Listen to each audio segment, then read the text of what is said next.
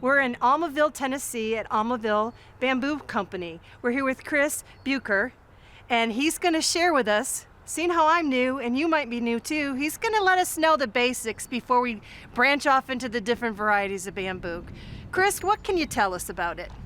Well, let's start with the things that are most unique about bamboo as a plant, because these are the things that are least understood by most of the folks that come to our shop. Number one is that bamboo has a 60-day growth cycle. What you're seeing here, this piece of bamboo grew from infancy all the way to the top in 60 days. So where does the growth cycle start?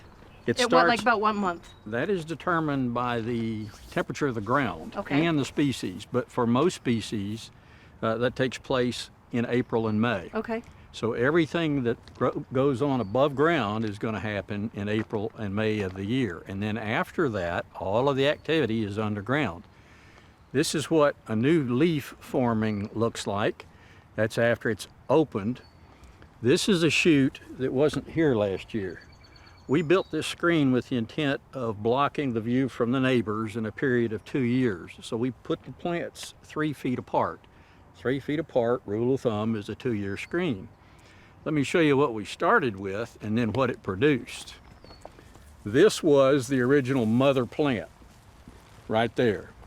The only shoot it produced last year was this single shoot. That's all you saw here until 3 feet further down. All of the rest of this production is what it accomplished in the interim. This is what the nutrients that were stored underground between the end of May of last year and the 1st of April of this year produced all of what you see from similar plants down through here. Now, if you started out with a bigger mother plant like this one, see how much bigger that is? It produced this shoot last year. So a bigger mother plant produces a bigger shoot and therefore accomplishes more down through here. While you're talking about a bigger mother plant, bigger shoot, I think it's important to mention too, the bamboo only gets as tall as that bamboo gets. It doesn't continue to get taller every year it grows. Correct? No, that is one of the most common misconceptions we have to deal with when we bring people on site, because you're used to buying a tree like a Leland or an arborvitae, and it starts out at 6 feet, and then a few years later it's 10, and a few years later it's 20. That doesn't happen with bamboo. The existing plant never changes its size. When we go to the other side of the creek, you'll see pieces that are 60 feet tall and 4 inches in diameter, and they got there in 7 weeks, from nothing to full height in 7 weeks. You can almost stand there and watch it grow, can't you? You practically can watch it grow. Now, that of course is only in a mature grove.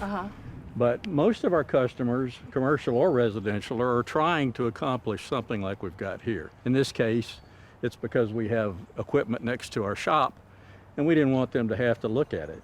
If you want one that forms faster, you simply put more plant material in. Can you tell me about the depth of the soil? One of the things we do in consulting with a customer when they come on site is determine what microclimates they have. In Middle Tennessee, in particular, in this part of Middle Tennessee, we've got a lot of rock. I could take you to several places here on the farm, and you could turn around and see 7 or 8 rock outcroppings, which is to say that we have shallow soil. That's a problem for a tree line. I can take you to locations within a mile of right here, 3 places where you've got tree plantings and dead trees in there. Maybe it's disease on occasion. Sometimes it's simply thin soil.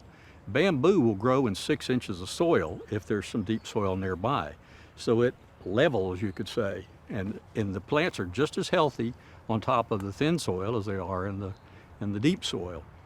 As far as conditions are concerned, the only thing we have to determine is how wet the soil is. If you've got crawdads, if you've got really damp soil, that guides my recommendation as to which species to get, because there are only a few that have air channels in the rhizome. So basically when a customer comes to see you, you're counseling them because they don't know, like I don't know, until That's you right. ask all these questions. That's exactly right. And that's what the fun is of doing what we do here.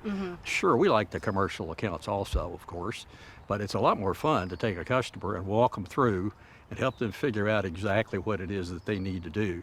They may come in here with trepidations about, is it going to get out of control? We simply take them and show them the different methods of control.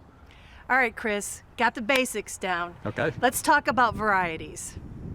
I noticed a big screen behind us with some beautiful yellow bamboo stalks. Tell me about that one, because it creates a beautiful screen. That's a big screen. You'd use it in... It can be, but you'll see that at Bridgestone's headquarters and several other locations in downtown Nashville, including some of the most expensive real estate down there on the rooftops. Because of two things, it's really pretty. It's got a striking color, but it's also extremely tough. We've got some of that plant in Chicago. So it's going to be hardy enough to withstand the conditions of winter winds in downtown Nashville. Does the bamboo in Middle Tennessee that you're producing and selling, does that always die, drop the leaves, die off in the wintertime? Or if we have a mild winter, will it continue to grow all winter, or how does that work? That's a good question. Right now is the time of year when these things drop their leaves. If you were to go over next to that grove, you would find leaf litter, and yet you would never have seen it dropping the leaves. It replaces the leaves, Okay. just like a pine tree does. There never is a time when that planting you're discussing doesn't have dark green, beautiful leaves, even when it's laden with snow. The plant's been to the ground, and when it thaws out, it pops right back up.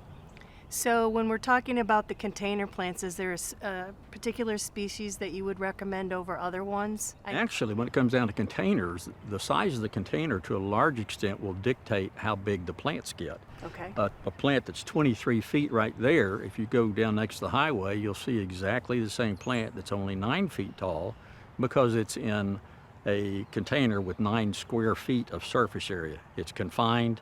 There's only so big that it can get consequently. But no, there are many variables. Some plants might, for example, have a very nice, large, dark green leaf, but suffer from winter conditions. So some people will discard that. Other people will pick that because they like the look of the plant. Arrow would be an example of that. Temple bamboo is another. It's got a beautiful, rich brown color to the culm, but it's subject to a little bit of winter burn. So when the customer, one, makes his decision about what they want to do in terms of where they want to plant it, then I guide them through making the selection based on taste. All right, Chris, give me one more variety that you recommend for homeowners. I think that you'd find the same one that the landscape architects routinely specify as Bassetti's. It's a deep dark green culm with a deep dark green leaf. And that's what you're looking at behind me. This is a mixture of Spectabilis and Bassetti. There's nothing wrong with intermixing species. And if we get tired of one, we simply trim it back some. One of the interesting things which we can show you is that it is capable of being trimmed almost to any shape you can think of. You can change your mind once per year because you're trimming the new shoots. Once you've trimmed it, it's going to stay that way until 10 months later. Well, thank you very much for sharing, Chris. Thanks for Appreciate having it. us. For inspiring garden tours, growing tips, and garden projects, visit our website at volunteergardener.org or on YouTube at the Volunteer Gardener channel, and like us on Facebook.